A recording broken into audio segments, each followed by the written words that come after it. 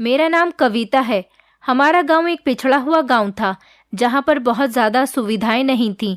एक दिन हमारे गांव में एक अस्पताल खुला, जहां पर लोगों का इलाज फ्री में होता था। कुछ दिनों तक तो सब कुछ ठीक चलता रहा। फिर उस अस्पताल के बारे में खबर फैलने लगी कि जो भी कुंवारी लड़की अपना इलाज कराने वहां पर जाती है तो वो 10 दिन में प्रेग्नेंट हो जाती है। जब ये खबर मैंने सुनी तो 1 हफ्ते के अंदर अंदर मैंने अपनी बेटी की शादी कर दी। और उसके बाद एक दिन मैं अपनी बेटी के ससुराल उससे मिलने के लिए जा रही थी। अभी 2 महीने पहले ही मैंने उसकी शादी की थी। मेरी बेटी बहुत मासूम और सीधी सादी थी, लेकिन शादी करना मेरी एक मजबूरी थी, क्योंकि मैं खुद एक बहुत बड़ी मुश्किल में फंसी हुई थी। इसलिए अपनी बेटी के लिए अच्छा सा रिश्ता देखकर उसकी शादी कर दी। जब से उसकी शादी हुई थी, आज पहली बार ही मैं उसके ससुराल जा रही थी। उसके ससुराल वालों ने मुझसे पहले ही कह दिया था कि हमें आपका ज़्यादा आना जाना पसंद नहीं, लेकिन एक बार तो मैं अपनी बेटी के घर जा ही सकती थी। अभी मैं घर के अंदर दाखिल ही हुई थी कि सामने अपनी बेटी को देखा तो मेरे पैरों तले से ज़मीन निकल गई। वो भागती हुई मुझे देखकर मेरे पास आई और मेरे सीने से लग गई। मैंने पूछा, बेटी, ये तुम्हारा क्या हाल हो गया है? किसने किया है? उसने रोते हुए सिसक सिसक कर मुझे बताया कि माँ, वो तीनों रोज़ मेरे साथ। आज मैं आपको अपनी बेटी के साथ हुए इस दर्दनाक हादसे के बारे में बताने जा रही हूँ। मेरी शादी एक ऐसे इंसान से हुई थी जिसके पास पहले से ही एक बेटा था। उसकी पत्नी मर चुकी थी, इसलिए उसको बच्चों की परवरिश के लिए किसी माँ की ज़रूरत थी।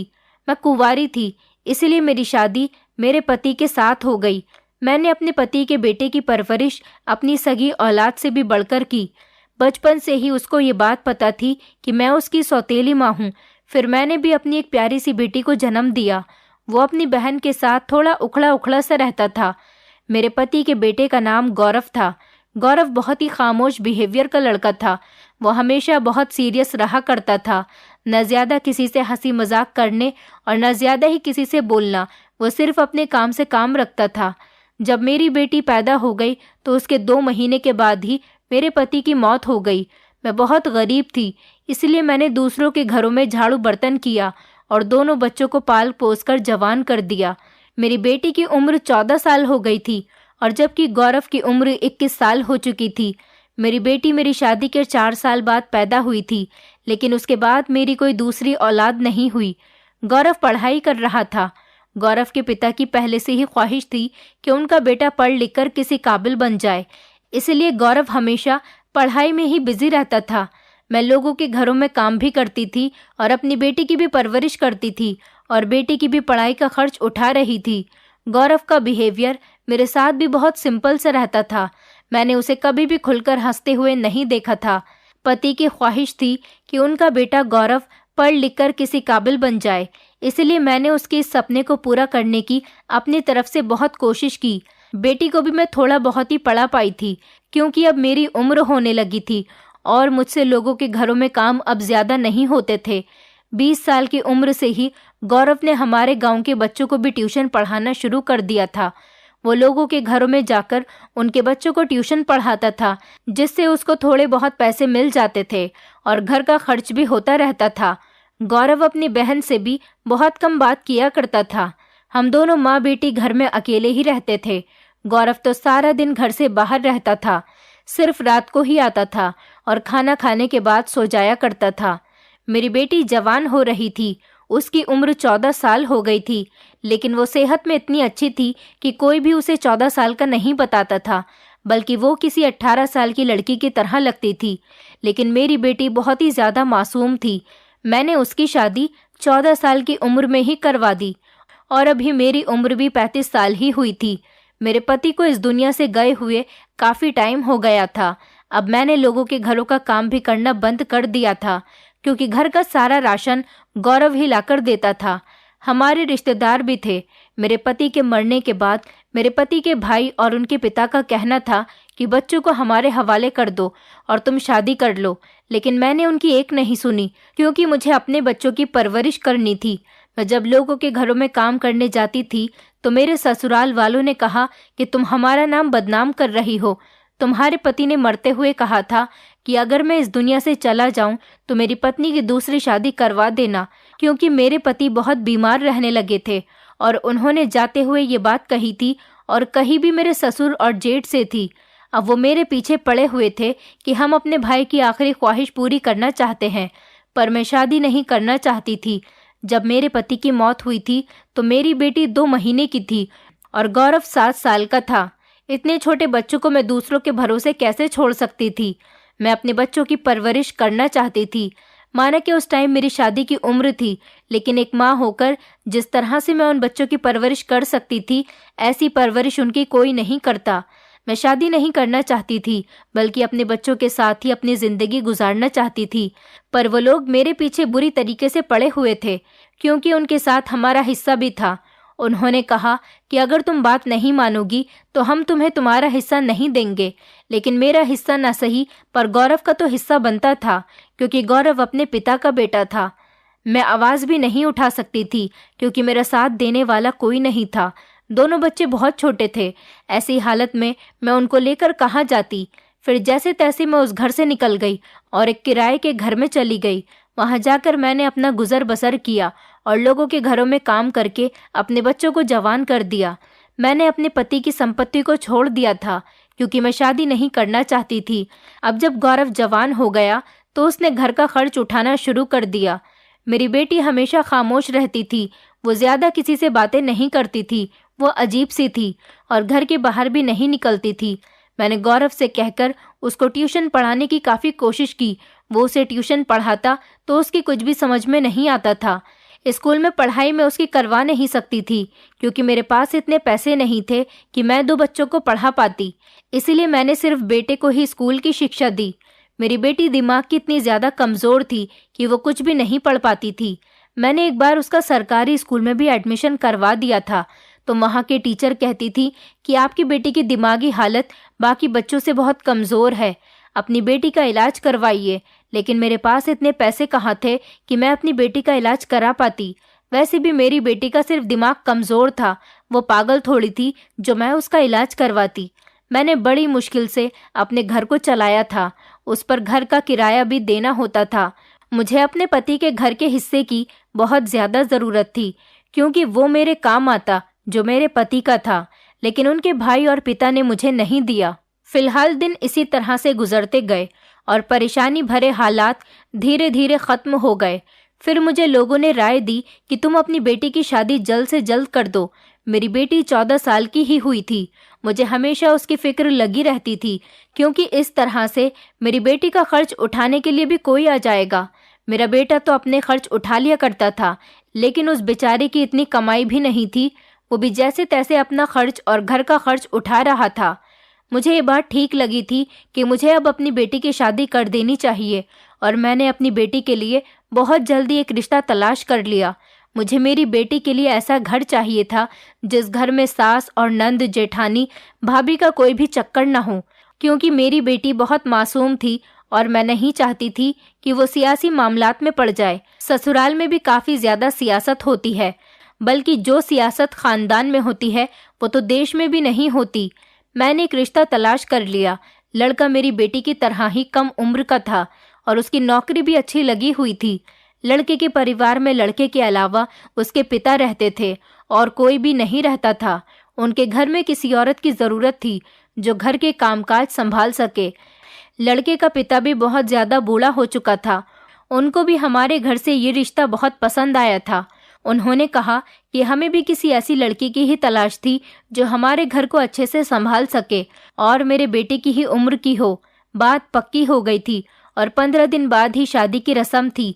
मैंने अपनी बेटी को कहा कि मैं अब तुम्हारी शादी करने वाली हूँ। उसने कहा कि माँ, मुझे क्या करना होगा। मैंने उसे समझाया कि बस तुम अपने घर चली जाना। तुम्हारा वहाँ पर पति होगा और ससुर होंगे जो तुम्हारे पिता की जगह होंगे। वो तुम्हारे सर पर हाथ रखेंगे। तुम्हें हमेशा अपने ससुर की इज्जत करनी है और अपनी ससुराल में अपनी इज्जत बनाए रखनी है। हमेशा अपने पति की बात मानना और घर के सारे कामकाज अच्छे तरीके से करना, जिससे तुम्हारी तारीफ हो, और उन लोगों के लिए अच्छा अच्छा खाना बनाना। इसी को शादी कहते हैं। उसने कहा, माँ, आपके पति तो आपको इस दुनिया में अकेले छोड़कर चले गए। क्या शादी हो जाने के बाद मेरा पति भी मुझे छोड़कर चला जाएगा? मैंने अपना सर पकड़ लिया कि मैं इस लड़की का क्या करूं। मैंने कहा, नहीं नहीं बेटी, ऐसा नहीं होता। तुम हमेशा अपनी पति की सलामती की प्रार्थना करना। हर इंसान अपनी जितनी उम्र लिखवा कर लेकर आता है उतनी ही जिंदगी वो इस दुनिया में जिएगा। इसलिए तुम हमेशा अपनी और अपने पति की अच्छी जिंदगी के लिए ऊपर वाले से प्रार्थना करती रहना। फिर देखना सब कुछ ठीक रहेगा। तुम्हारा पति हमेशा तुम्हारे साथ रहेगा और तुमसे खूब प्यार करेगा। और हाँ, अगर तुम्हें अपने ससुराल में कोई भी परेशानी हो तो तुम फौरन मुझे बताना। तुम्हारी ससुराल में तुम पर कोई भी हाथ उठाने की कोशिश करे या तुम्हें कुछ बुरा भला कहे तो तुम उनकी कोई भी बात न सुनना। तुम अपनी माँ से शिकायत कर देना, बाकी सब मैं खुद संभाल लूंगी। मेरी बेटी के ससुराल वालों ने ज्यादा कुछ तो नहीं मांगा, ना ही दहेज। बस थोड़ा बहुत सामान था जो मैंने उसके लिए पहले से इकट्ठा करके रखा हुआ था, जो कि मेरे टाइम का था। मेरी माँ ने मुझे दिया था। वो मेरे काम में तो नहीं आ सका, मैंने अपनी बेटी के लिए रख दिया था। उन्होंने कहा कि हम लोग बड़े ही सिंपल से लोग हैं, पूरा दिन काम पर रहते हैं और रात को सुकून से घर आकर सो जाते हैं। हम लोगों को अपने घर में ज्यादा आना जाना पसंद नहीं। आपकी बेटी है, आपने उसको विदा कर दिया। आप इससे मिलने के लिए कभी कभी हमारे घर पर आ जाना। ऐसा न हो कि आज लड़की के दादा आ रहे हैं और आज लड़की के चाचा, या फिर आज लड़की के मामा आ रहे हैं और आज लड़की की चाची आ रही है। हम पराये लोगों को अपने घर में ज्यादा नहीं घुसाते हैं। मैंने कहा कि मैं आपकी बात अच्छे तरीके से समझ रही हूँ। मेरे माता पिता भी ऐसे ही थे, इसलिए आप फिक्र न करें, आपके घर में कोई भी नहीं आएगा। लेकिन क्या मैं अपनी बेटी से मिलने के लिए कभी कभी आपके घर पर आ सकती हूँ? तो उन्होंने कहा कि आप भी जरा आना जाना कम ही रखिएगा, नहीं तो फिर लड़कियों का ठीक तरह से घर नहीं बस पाता है। वरना मिलने मिलाने के लिए तो हम खुद भी इसको आपके घर पर भेज दिया करेंगे। उन्होंने बड़े बुरे अंदाज में ये बात कही थी। मुझे उनकी बात थोड़ी अजीब लगी थी, लेकिन मैंने हाँ कह दिया था और अब तो शादी भी होनी ही थी। कुछ दिनों के बाद मेरी बेटी की शादी हो गई। मेरी बेटी का नाम नीतू था। मैं प्यार से उसे डॉली कहा करती थी। वो बहुत ज्यादा खूबसूरत थी और कम उम्र की जवान लड़की थी, मासूम थी। मेरी बेटी बिल्कुल भी चालाक नहीं थी और मेरी अपनी बेटी के अंदर जान बसती थी।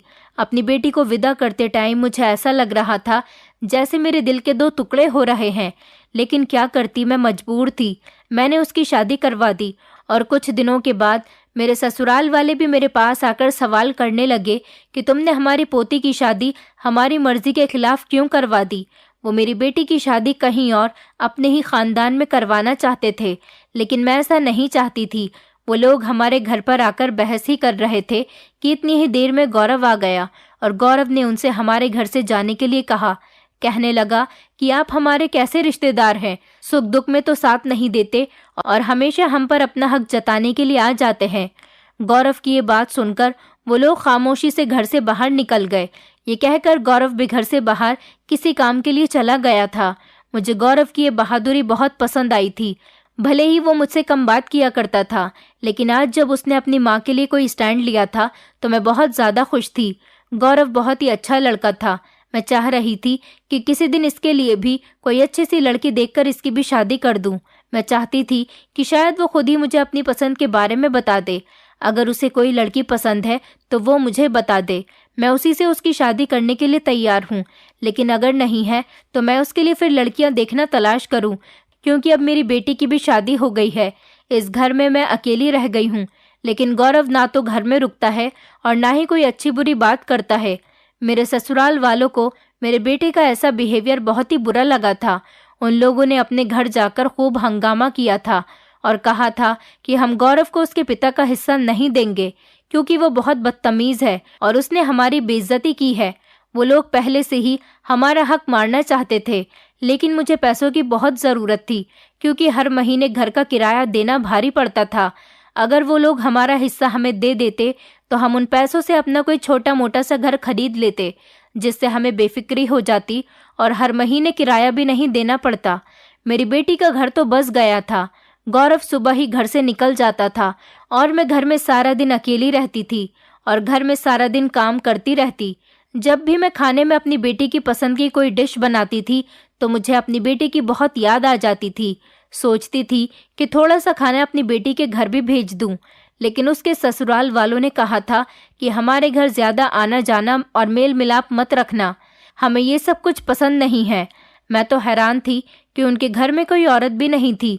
फिर उन्होंने क्यों कहा कि हम गैर लोगों को घर में नहीं आने देते? घर में कौन सा कोई औरत या लड़की थी जिसको गैर मर्द देख लेते? आज मेरा सुबह से ही दिल बहुत घबरा रहा था। अपनी बेटी की बहुत याद आ रही थी, लेकिन शाम को ही उसकी कॉल आ गई। मैंने अपनी बेटी से कहा कि मैं तुम्हारे घर आने का प्लान बना रही थी, तो मेरी बेटी कहने लगी कि नहीं, हम लोग तो घूमने के लिए दूसरे शहर गए हुए थे और 2-3 दिन के लिए हमारे घर मेहमान आ रहे हैं।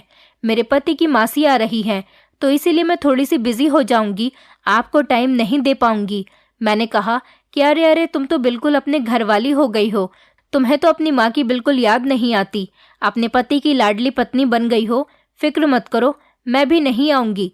तुम मेहमानों को टाइम दो। कुछ चाहिए हो तो मुझे ज़रूर बताना। कोई परेशानी तो नहीं है तुम्हारे ससुराल में तुमको? तो उसने कहा कि नहीं माँ, मुझे कोई परेशानी नहीं है। मेरी बेटी आवाज़ से ही बहुत ज़्यादा खुश लग रही थी। मुझे भी सुकून मिल गया कि चलो मेरी बेटी बहुत खुश है। अब मेरे दिल को सुकून मिल गया था। लेकिन जब रात हुई तो मैंने एक बहुत बुरा सपना देखा। मैंने देखा कि मेरी बेटी एक पिंजरे में कैद है और बाहर निकलने की कोशिश कर रही है। वो बहुत बुरी तरह से चिल्ला रही है कि कोई मुझे बाहर निकालो। मैं वहां पर पहुंच गई हूं, लेकिन मुझसे पिंजरा तोड़ा नहीं जा रहा। मेरी बेटी बुरी तरह से रो रही है और कह रही है कि मैं बहुत तकलीफ में हूँ, मुझे बचा लो, बचा लो। पर मैं उसे बचा नहीं पा रही हूँ। मैं बहुत बुरी तरह घबरा गई और इसी सपने से मैं अचानक जागी तो मेरी हालत बहुत बुरी, अजीब सी हो रही थी।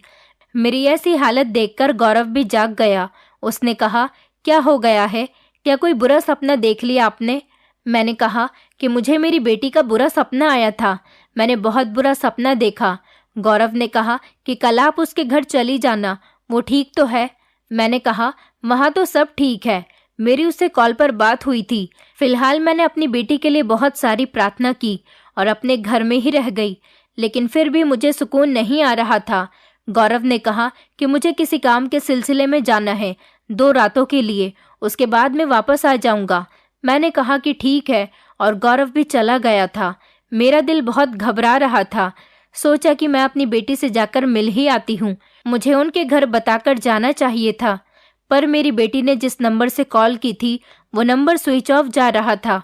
मैंने सोचा कि मेरी अपनी बेटी का घर है और मैं पहली बार उसकी ससुराल जा रही हूँ, और मैंने कौन सा वहाँ जाकर कोई खाना खाना है या कोई मेहमान नवाजी करवानी है। बस अपनी बेटी को देखकर वापस आ जाऊंगी। जैसे ही मैं घर के अंदर दाखिल हुई तो मुझे घर की हालत बड़ी ही अजीब सी लग रही थी। मैं हैरान थी कि मेरी बेटी ने घर को ठीक से साफ नहीं किया। घर में हर तरफ गंदगी फैली हुई थी। एक तरफ साइड में कूड़ा इकट्ठा हुआ था। उनके घर में थोड़ा सा कच्चा हिस्सा भी था जिसको बिल्कुल भी साफ नहीं किया गया था। मैं हैरान थी कि लगता है मेरी बेटी अपने पति में इतनी ज़्यादा बिजी हो गई कि घर की तरफ उसका कोई ध्यान ही नहीं। मैंने सोचा था कि अपनी बेटी को अच्छी तरह से समझाऊंगी कि बेटा, घर को साफ रखना होता है। सामने गई तो मेरी बेटी का कमरा था। उस कमरे में पर्दा पड़ा हुआ था। मुझे लगा शायद कि मेरी बेटी का ही कमरा होगा। मैं कमरे के अंदर चली गई तो कमरे की हालत भी बड़ी बुरी थी। बेड पर बहुत सी सिलवटें पड़ी हुई थी और चारों तरफ गंदगी ही गंदगी लग रही थी। कमरे में से भी बदबू आ रही थी। पर मेरी बेटी कहाँ थी? शायद वो किचन में थी। इनका घर भी बड़े उल्टे तरीके का बना हुआ था। कमरे कहीं और थे और किचन कहीं और था और बाथरूम कमरों से बाहर था।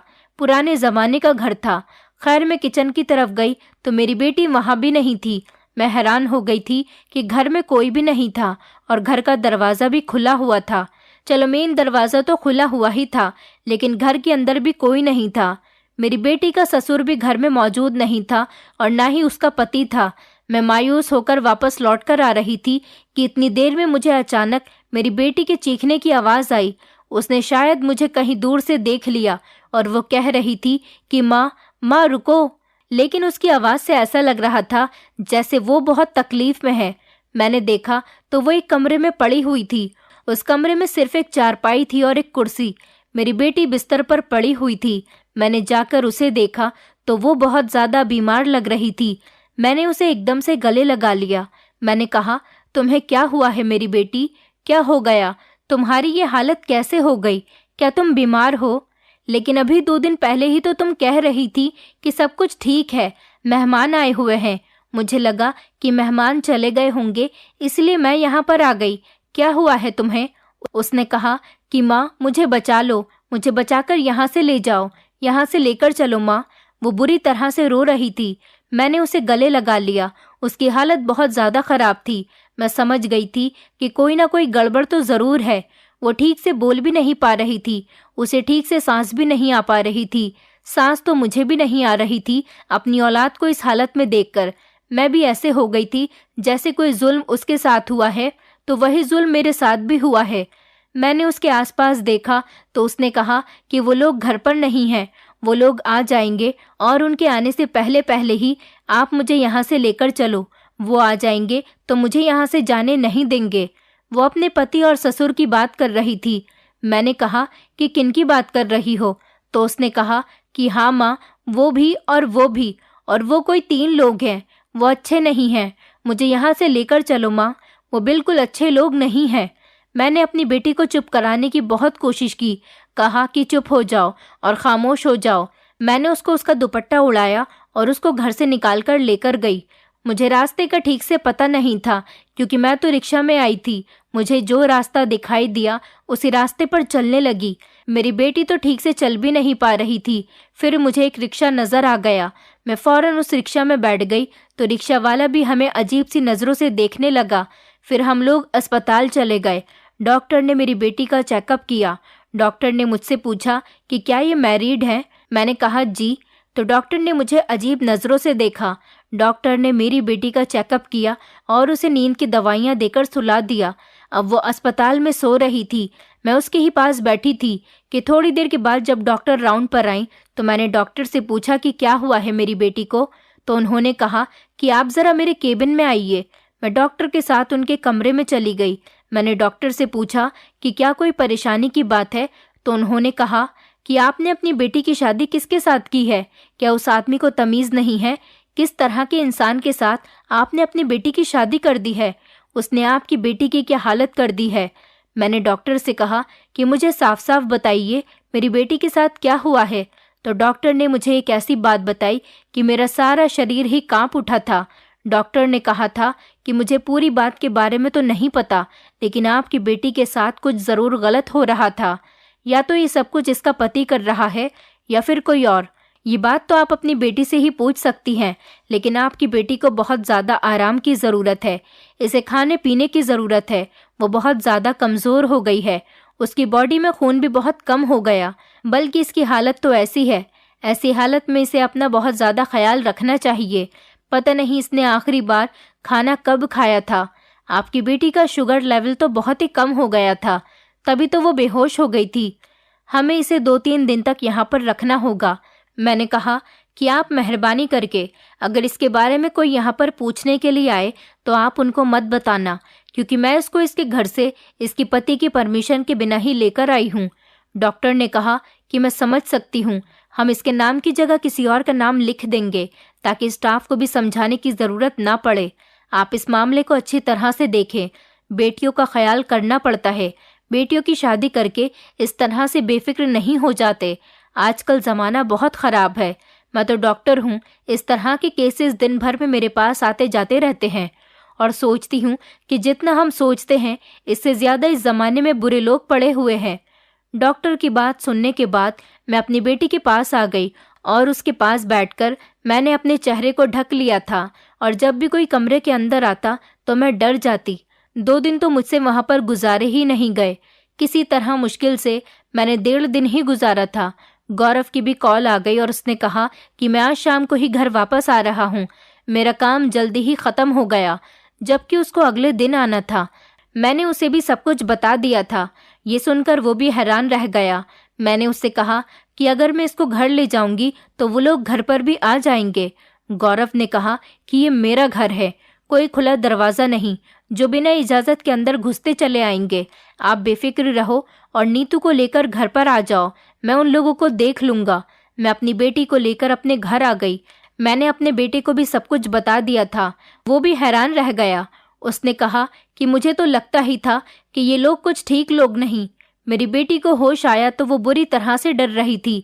मैंने उसे गले से लगा लिया। मैंने कहा कि क्या बात है बेटी, क्या हुआ है तुम्हारे साथ?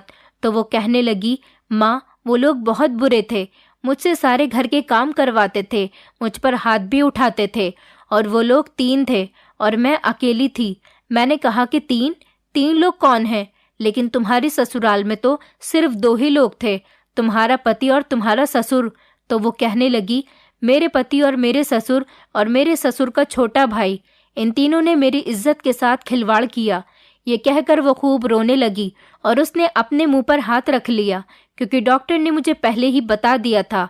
मुझसे अपनी बेटी की बात सुनी नहीं जा रही थी। मैं भी बुरी तरह से रोने लगी, तड़पने लगी।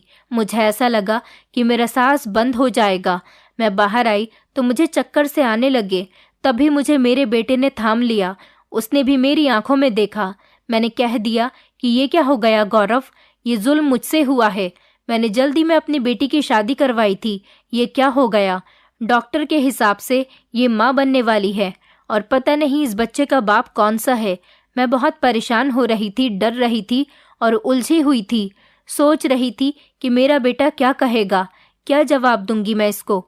वो मुझसे पूछेगा कि आपने अपने बेटे की शादी तो की है, लेकिन कहीं आपकी ही बेटी खुद तो ऐसी नहीं थी, कहीं इसका तो किसी के साथ चक्कर नहीं था, क्योंकि इस जमाने में क्या नहीं हो सकता।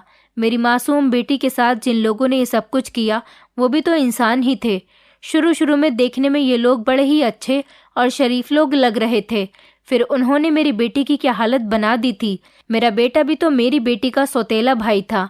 वो अपने भाई को भी दूर दूर से ही देखा करती थी। शायद इसके लिए ये मामलात अजीब होते। शायद वो मुझसे कहता कि अपनी बेटी को लेकर यहाँ से निकल जाओ, तुम्हारी बेटी ही ठीक नहीं है, तुम्हारी बेटी ने ये सब कुछ किया है और अब झूठ बोल रही है। लेकिन उसने मेरे कंधे पर हाथ रखा और कहने लगा, माँ आप फिक्र मत करो, मैं आपके साथ हूँ। जिसने भी इसके साथ ये सब कुछ किया है मैं उनको सज़ा दिलवाकर ही रहूँगा और मैं उन लोगों को जिंदा नहीं छोड़ूंगा। मेरा बेटा तो ऐसे गुस्सा हो गया और गैरत खाने लगा जैसे मेरी बेटी उसकी सगी बहन थी। गौरव की ये हिम्मत और कॉन्फिडेंस देखकर मुझे बहुत खुशी हो रही थी। मैंने गौरव से कहा कि क्या तुम हमारा साथ दोगे? तो उसने कहा कि क्यों, मैं आपका साथ क्यों नहीं दूंगा। मैं आपका बेटा हूँ और आप मेरी माँ हो और नीतू मेरी बहन है। मैं ज़रूर आपका साथ दूंगा। आपने मेरे लिए इतने सारे सेक्रीफाइसेस किए हैं, तो क्या मैं आपका साथ नहीं दे सकता? मैं भी तो आपका ही बेटा हूँ और बेटा अपनी माँ और बहन का साथ क्यों नहीं देगा? आप फिक्र मत करो। मैंने कहा कि वो लोग ज़रूर यहाँ पर आएंगे, उनको पता चल गया होगा। तो वो कहने लगा कि वो लोग आ जाएंगे तो मैं उनको देख लूँगा। अपने बेटे से पहली बार इस तरह की बातें सुनते हुए मुझे बहुत खुशी महसूस हो रही थी और ये कोई आम बात नहीं थी। गौरव मेरा सौतेला बेटा था, ये बात उसे पहले से ही पता थी, लेकिन आज उसने मुझे पहली बार जब सगी माँ के जितना ट्रीट किया था तो मेरी आंखों में आंसू निकल आए थे। मुझे ऐसा लग रहा था कि अब मुझे और मेरी बेटी को किसी तरह से कोई फिक्र करने की ज़रूरत नहीं, क्योंकि उसके सर पर उसके भाई का हाथ है। अब हमें कोई नुकसान नहीं पहुंचा सकता। ये बात बहुत बड़ी बात होती है। इसका मतलब यही होता है कि हम लोगों का रिश्ता मजबूत है और शायद हम माँ बेटे का रिश्ता आज ही मजबूत हुआ था। आज शायद गौरव ने मुझे और मेरी बेटी को दिल से अपना लिया था। मुझे पता चल गया था कि अगर आज वो मेरे साथ है तो मेरे और मेरी बेटी के साथ कुछ बुरा नहीं होगा। अब मेरे दिल को तसल्ली हो गई थी। अगले ही दिन गौरव ने अपने कुछ दोस्तों को हमारे घर पर बुला लिया था। वो लोग आंगन में बैठे हुए बातें कर रहे थे और मैं उनके लिए सुबह की चाय बना रही थी और डॉक्टर को भी घर पर बुलाया हुआ था। डॉक्टर ने मेरी बेटी का चेकअप किया और उन्होंने कहा कि इसकी तबीयत अब पहले से बेहतर है।